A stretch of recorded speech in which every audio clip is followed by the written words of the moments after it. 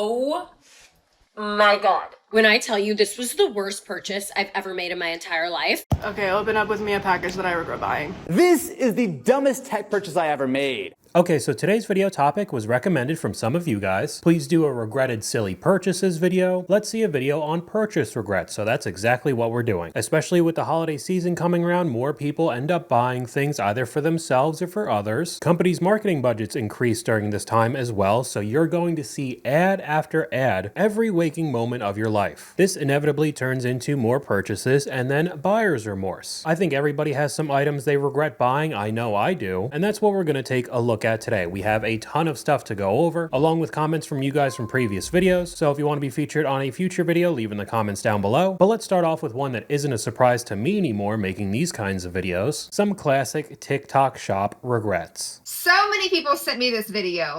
Fingers crossed, everyone. It's solar powered, so why was the video inside? I don't know. Rather small. I don't even know where the lights are.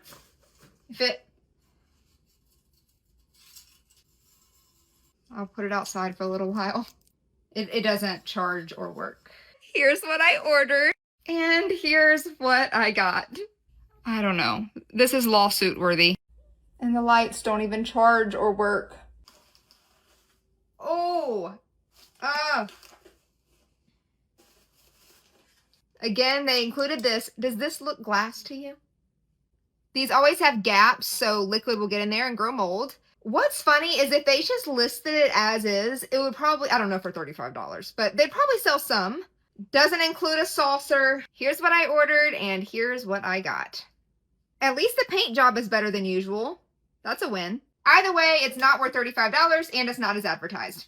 I also would never drink something out of this smell. And I still think even with these videos, she has an entire series on her channel going over these bogus products. There are still going to be a ton of people that get scammed for the holidays. I remember going over that crystal mug almost a year ago that had the exact same playbook. They used an AI video to advertise a product that clearly was not the same item when you actually purchased it. And I guess nobody really learned their lesson and they're still doing it. They just turned it into a skull mug. I treat TikTok Shop the same way I would Temu or Shein now. I'd be extremely careful purchasing anything off of the app. But we have a screenshot here. Tell me about the biggest waste of money you've spent in your entire life. I'm talking about $1,000 slacks that ripped a week later, and there were a lot of comments. $2,000 on Pom Pom Purin merch because I was in a manic episode. I have no idea what that even is. I have to look that up. Okay, so it just seems like it's some sort of cartoon that's related to Hello Kitty, and that fandom is pretty nuts about merchandise. So $2,000 on that seems pretty believable to me. $209,000 on a kitchen renovation for my forever home. My ex-husband then kicked me out and foreclosed on the house, and someone bought it at auction for $91,000. Is this a burner account for Gordon Ramsay? Who needs a $200,000 kitchen? And it kind of sounds like they could not afford it. Then they got divorced. A good portion of marriages end because of money problems, get foreclosed on, and somebody else bought it for under six figures. Wow. I paid $12,000 for 4 Trae Young rookie silver prisms. If you don't know what that is, it's sports cards. They're probably worth around $200 each now. It's crazy how much people were paying for cardboard, especially during COVID. I bought $50 worth of ladybugs to eat some pests in my garden,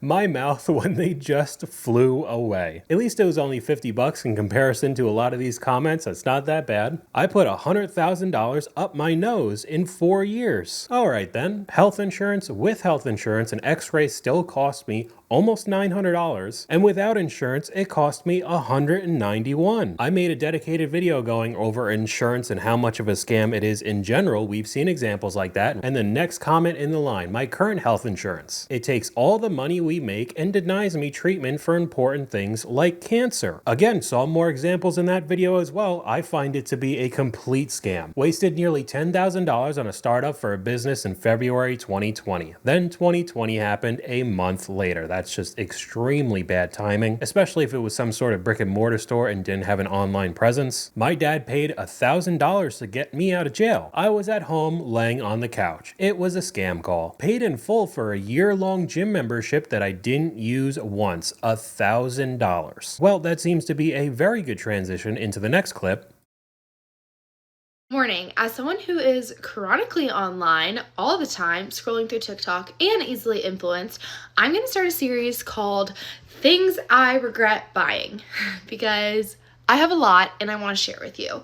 The first one, if you know me, then you probably already know this, but my Ultra Human Ring was one of the dumbest purchases of 2025. I use my Apple Watch way more. This doesn't always sync to my phone. It's been weirdly not charging, and it's just not been a great purchase. I do think it's better than the Oura Ring because they are really similar, but it's just not something that I needed, but I thought it would fix my health problems. And I wanted to put this in because we are nearing the beginning of the new year. Most people have similar resolutions. They want to get their health in check, start going to the gym, exercising, all of that. And in turn, I've found that many people just start buying a whole bunch of different fitness items when overall they probably didn't need it or don't use it enough to make it worth it in the end. She bought the ring when she already had an Apple Watch that are both extremely expensive. There are even more items that I've seen. I believe the Oura Ring is also a subscription service. Same thing with the Whoop, if you've seen that advertisement out there. Kind of just looks like a bracelet, costs a couple $100s, and then you have to pay a monthly service for the thing to actually work. So overall, I'm not trying to get you to not care about your health and well-being. I just think people go a little overboard with the items they buy. Most of the time it's not worth it. It ends up collecting dust, and people chalk it off to just something they had to buy for their health. I invest in purses. You invest in purses? They're an investment. What is the most expensive thing you'll do on this trip? Buy a couple of purses. What kind of purses are we talking? Probably Burberry, Louis Vuitton. Woo! Go to Chanel. Hold on, he's shaking his head like hell she is. Did you budget for this trip? No. What do you mean no? What'd you do? I just said, only live once. Come on, let's go. You just YOLO'd it on the credit card? Is that what you did? Exactly. Can you tell us what is your checking account balance right now? Do you even know? I haven't checked. She hasn't checked. I'll check when I get back home. You're like, he's got money. He's got money. It's fine. Exactly. Sounds to me like that relationship will crash and burn eventually, but we'll get into the designer brands and all the purses. A big argument that I hear is that it's an investment. Eventually they'll become vintage and just skyrocket in value. But we could go right over to the comments. Those brands aren't even investment pieces. Unfortunately, you'll get no money back from reselling Louis Vuitton and Burberry. She's just using it as an excuse to buy these purses. They're not even really what people want overall, and part of the reason why the vintage market is doing well for 20 or 30-year-old purses is because back then they were actually made with solid materials and the quality was there, unlike today's world, even with the designer stuff. So that'll be a pretty hefty regret in the future when you spent 4 or 5 figures on your credit card as well because you didn't have any money, and when you're panicking trying to sell them, they're going to be a fraction of what you paid. Oh my God. When I tell you this was the worst purchase I've ever made in my entire life, because it literally looks like I have a dead sheep on my hip. So bad. It's actually insane. Hear me out. I really wanted a fun winter fall bag, and I thought, what would be more fun than a fluffy oversized bag? However, I did not realize what oversized meant. This isn't even oversized, you guys. This is the most insane thing I've ever seen. Imagine you see me walking down the streets of New York City like that. So I guess this was just purchased online without seeing it in person because it was a YSL bag that honestly I'm going through and I can't find the specific one, but easily thousands of dollars. I'm seeing anywhere from $3,000 to $6,000 for these bags. And now you look absolutely ridiculous if you go out in public like that. Some of the comments, it looks so cheap. This is a duffel bag, LMAO. But she was talking about walking on the streets of New York City. So we could go over to another viral news story because now New York City has their own Erewhon type of store. I'm about to try New York's most expensive new grocery store, Meadow Lane, and the line wrapped around the block. They even have a bouncer outside, and it's a maximum of 5 prepared items per person. $85 for sweatpants. Well, I just spent 45 minutes online and spent $110 on 5 items. We're officially living in a simulation in New York. It felt like shopping at some high-end clothing store. The staff was super nice. What annoyed me a bit, though, was after all I spent, the tip screen still popped up on $110. Amazing. You walk around a wildly overpriced store, get all of your own items, go and pay for it, and they want a 20% tip on top of it. But the store was set up by some sort of influencer online that definitely took the Erewhon overpriced grocery store and just brought it to the East Coast. And just like the hype with all the new products that come out, the Starbucks Bear Cup, any of the Labubus, the Stanleys, people just eat it up. I'm going to spend a ridiculous amount of money that I don't have and wait in line to get in. So far, one of the best coffees I've had.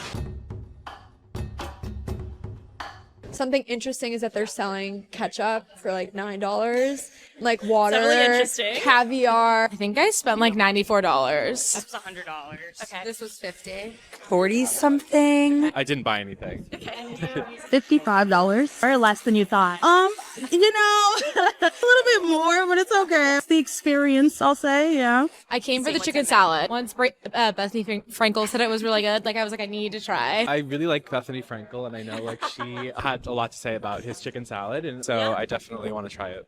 I did see Bethany's chicken salad review, but other than that, I hadn't seen anything else. How long did you wait in line?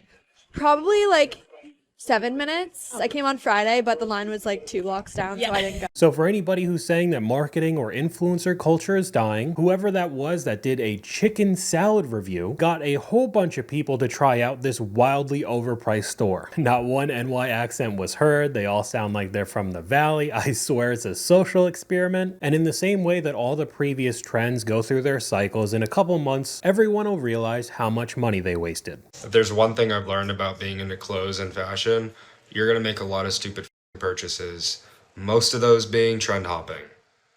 So here's some I regret buying. Vivienne Westwood necklace.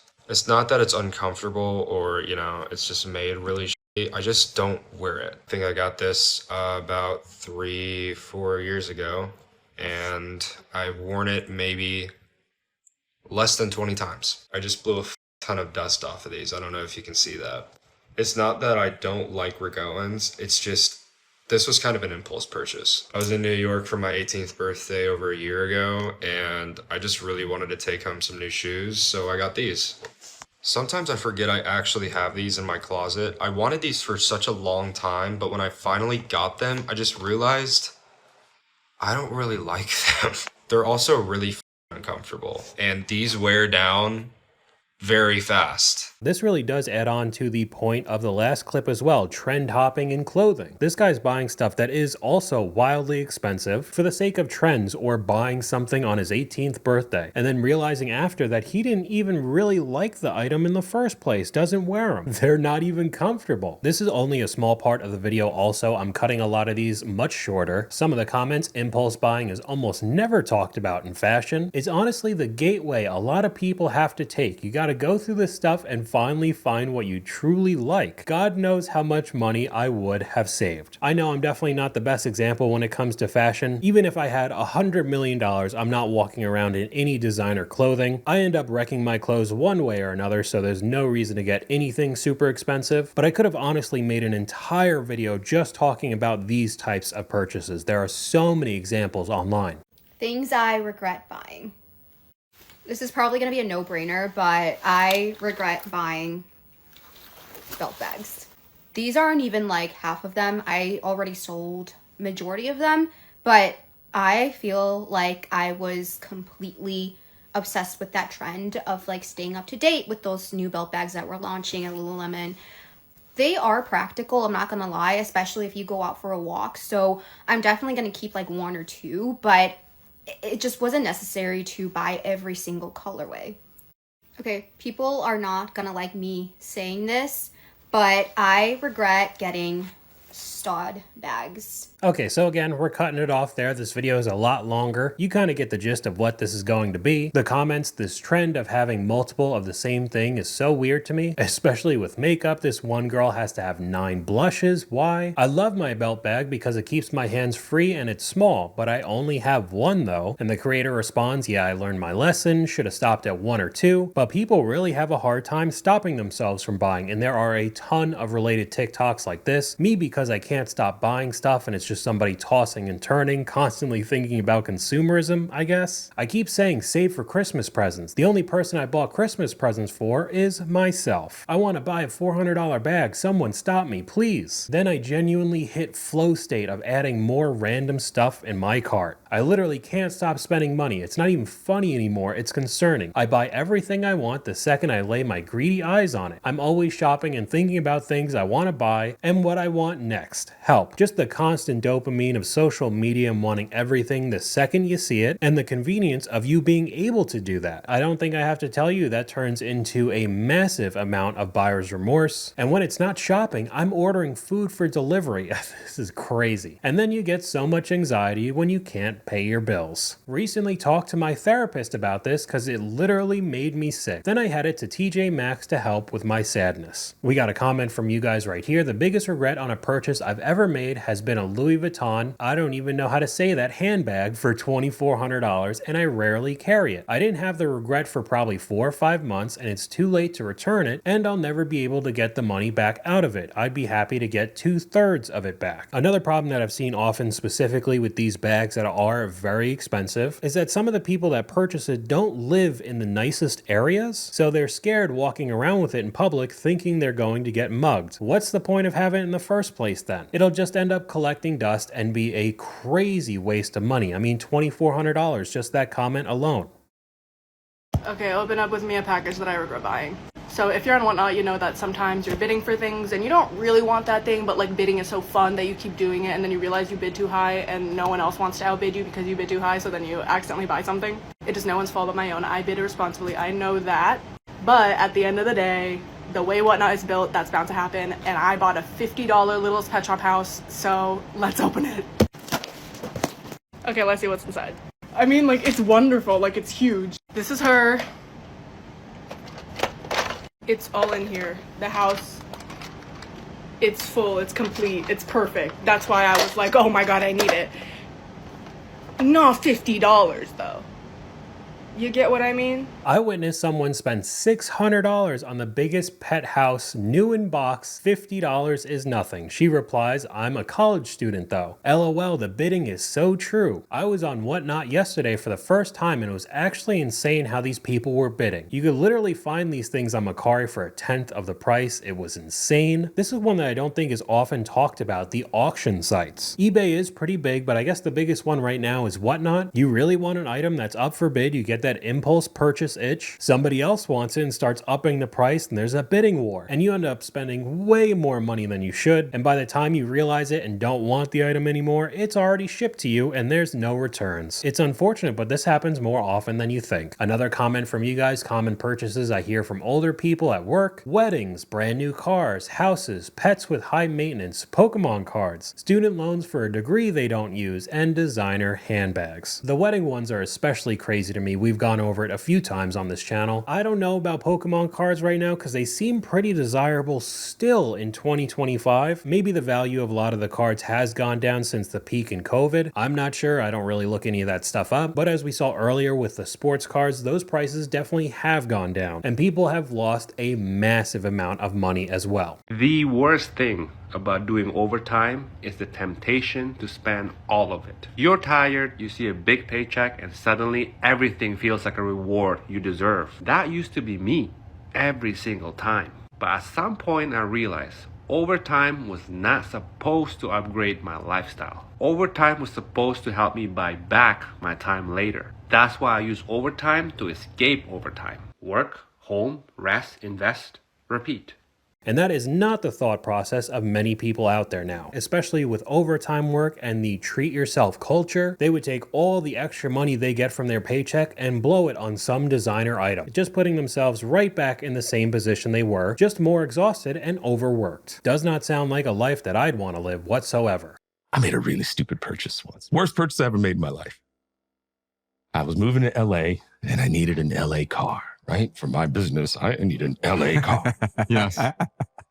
So what's an LA car for me? It has to be nice, but it can't be too showy. You know, all of these balances and considerations. And so I settle on this brand new convertible Aston Martin DB11. Right? Now, why did I get this stupid car? Well, so the truth was I got this car because some person I never met in the 1950s decided James Bond would drive an Aston Martin. And James Bond was cool. As this summer approached, I was in the final year of that lease. I'm coming up to my 50th birthday, and I'm literally so close to the studio at that time. I was in the hills in Hollywood. I had, bedroom I hadn't visited. That stupid car had been sitting in the garage. I hadn't driven it. And I was like, what the f am I doing with all this bullshit? Okay, so we got a couple things to talk about. He won an LA car that wasn't too showy, so he got an Aston Martin. I was thinking some sort of BMW or Mercedes, you know, luxury, but nothing too insane. But no, he ends up getting a DB11, basically because James Bond drove that car. It's crazy to me how many people buy Aston Martins for that single reason alone. Now, I don't know who this is, but if he can afford the Aston Martin and living in Hollywood, he's probably working quite a bit to be able to fund that lifestyle. So the house and the car doesn't get used. He's just working all the time, throwing money into a fire. I feel like this happens a lot with guys that want a nice car, whether they're actual car enthusiasts or not. On top of it, some get in over their head. They buy something they can't truly afford. General maintenance, the car payments, insurance starts breaking their bank, and they get in a really bad position. This is the dumbest tech purchase I ever made. So back in 2017, I spent $35,000 on this Red camera. Now, it seemed like a great idea on paper. All the cool tech YouTubers like Marquez were buying these, and it promised crazy image quality. 8K, RAW, I mean, look at this thing. However, the reality of using it quickly set in. I remember one time Ken and I were on a shoot in Austin. It was that big client thing. We were out at a racetrack all day. This camera completely shut the bed and stopped turning on 20 minutes into the day. Thankfully, we had a Sony camera as a backup. But the problem is that while this is great on paper, unless you're a whole film crew, it doesn't make sense. Which is why, these days, we shoot entirely on Sony A7S Mark IIIs and FX3s. Okay, so I wanted to put this in because it seems like a ton of people want to start making content, whether it's on TikTok, YouTube, really anything. You start Googling equipment that you should buy or watching YouTube videos, and then one thing leads to another. You start buying very expensive camera equipment. Now, this is on a completely other level, the Red cameras, but even what he was shooting on there, these Sony cameras are thousands of dollars each. If you have a somewhat recent iPhone or Samsung Galaxy, the cameras are all in 4K. The quality is definitely good enough for you to start. You don't need to go over and get a $4,000 Sony FX3. If anything, my advice to you would actually be getting a very expensive microphone. The one that I'm currently using, the Shure SM7DB, is a lot of money. This costs $700. But the difference in video quality between your phone and some sort of mirrorless or DSLR camera isn't too far off, but the audio quality between the built-in mics and what I have here is definitely a big difference. People would much rather watch a 1080p video with a high quality microphone compared to a 4K video with a built-in mic audio. However, there is a two-part to this when we're talking about recording with your phone. I know I'm not the only person who bought the iPhone 17 just to make some cinematic videos on, so now I do have some bad news, okay? Before you buy the iPhone 17, I want you to understand something. This doesn't come with S-Log. I thought it came with S-Log. I went to the store and I tested the S-Log, but after buying the phone, I realized S-Log only comes on the Pros and the Pro Maxes. With that being said, yo, do not buy a iPhone 17 if your goal is to make videos with it, especially if your goal is to use S-Log. Okay, real quick, we'll go over to the comments. Most of us don't even know what S-Log or whatever is. S-Log is Sony. You're thinking of Apple ProRes Log. So for a majority of people, this would not be a problem. S-Log or ProRes Log is basically a way that the camera records for you to get a lot of color grading in post. So if you're doing a lot of the cinematic type of videos, you'd probably want that. Most people don't really need that in the end, but I wanted to add this in because there was no research done, I guess. Did not know the differences between all the iPhones that came out, and he probably paid close to $1,000 for that phone and can't even use it for the reason he wanted. We have another comment here, short and sweet. I love my car, but I regret my purchase. Another very good transition into the next clip. I bought this 2020 Toyota Highlander. It has like the highest trim level and everything. And I'm really just trying to trade that in. I was able to go ahead and just pay it off, $1,400, which was, I know, crazy. But... Whoa. What? You were paying $1,400 a month for a Toyota Highlander? Look, this is why I'm trying to trade in right now. Paid it off. It was only 18% interest on it. So yeah. All right, so how many miles are on your Toyota Highlander? So it's 196,000. To make sure we play that back, you say you had 18% interest on that Toyota Highlander? Yeah. I'm not trying to add salt on the wounds. I just want to calculate something. 1 second. And you bought it for how much? But it was a crazy amount. I'm gonna pay for it real quick. Okay. Paid around 54,000. Dollars? Yeah. Oh my God. It's terrible. You just now paid it off? Yeah. 72 months For the term? Yeah, it was 17 months. 72 months at 18%. You paid a total of $97,196.69 for a Toyota Highlander. 6 figures for a Highlander, and they weren't even talking about the Grand Highlander either. And that's the reason why I make so many car videos on this channel. People have no idea how bad of a deal they're getting. First off, paying $54,000 for the Highlander in the first place, even if it is the top trim model, but at the end of the term, you're paying almost double that, $1,400 a month. Unreal. Just instant regret immediately. So I recently made a large purchase that I really wish I wouldn't have, and I wish that I would have waited the 24 to 48 hours, which is what I try to say and what I try to do before I purchased it, but I didn't do it. And it's not a purchase that I could just return and get the money back, so I was out it, and I just have to take that as a loss. And that is really unfortunate because it was not an insignificant amount of money, but you have to learn your lessons. So with her not saying how much she lost or what the purchase even was, you can really tell how embarrassed she is about it overall. And this is common in today's world. Again, with the instant gratification, it's so easy to buy stuff now. You don't even have to think. Just tap a few things on your phone and boom, you got it. It'll be delivered to your house tomorrow. Everything's all set. We go over to the comments. I have a curiosity on what you bought. Obviously, you didn't say it in the video, so maybe you don't want to share, but just wondering. And all she said was some tickets that can't be refunded. That could still be a wide range of events, sports, concerts, really anything that you could think of that needs tickets can be wildly overpriced in today's world, so it could have been a pretty substantial hit financially, and unfortunately you can't even refund it. Dumbest things I bought when I was a full-blown shopaholic. Part, I don't know. I'm losing count because there were a lot of stupid things. This YSL smoking moto jacket. I bought this secondhand at least. I feel like a bit of an asshole, just like displaying Saint Laurent on my back with like a smoking mouth. It just seems like really obnoxious, but I like the front. And the fit of this jacket is stunningly beautiful. So the reason that this is the worst purchase is because the whole time that I was buying it, when I was DMing the girl to buy it secondhand, even when I was meeting up with her, I just felt like I shouldn't be doing this. I had this like inner dialogue going that I shouldn't be buying this. Like I was in huge debt. I was constantly worried about money. I just remember really pushing against myself, knowing that I shouldn't buy it and just doing it anyway. So this coat was really like me in a moment of self-sabotage. And that was a pretty clear-cut case of your instincts kicking in, knowing that you shouldn't be doing this. With it being another YSL designer purchase, I bet it was a ton of money. A leather jacket like that. I would also add that she didn't like that the logo was splayed across the back. Just my own opinion, in today's climate, I wouldn't want some big designer logos being covered all over me walking around in public now. It just looks pretty tacky, and many people are agitated with the high cost of living and how difficult it is to survive. Maybe not the best idea to flaunt your wealth like this, even if you don't have it. She said she was in a whole bunch of debt, but buying and wearing those types of items make impressions on others. Some of the comments, it's time to sell it. My mindset is if I don't reach for it, sell it. It's just stuff. Fashion should bring us joy. I really like the jacket, but I understand. I do too. The logo just makes me cringe. So I've actually been recording for a lot longer than I thought. So we're going to end the video here. Let me know what you guys think in the comments down below. YouTube thinks you'll like this video popping up on screen right now, but hopefully you guys enjoyed this video. If you did, please leave a like, and I'll talk to you guys later.